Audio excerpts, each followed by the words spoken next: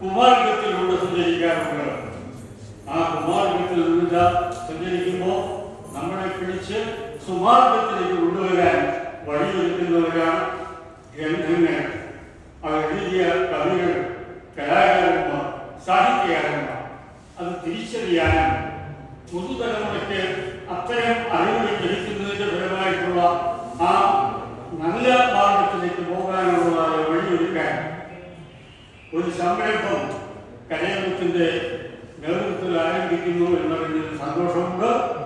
എല്ലാ തരത്തിലുള്ള നന്മകളും നേരുന്നു, സഹകരണം നേരുന്നു, സഹായം ഉണ്ടാകുന്നു.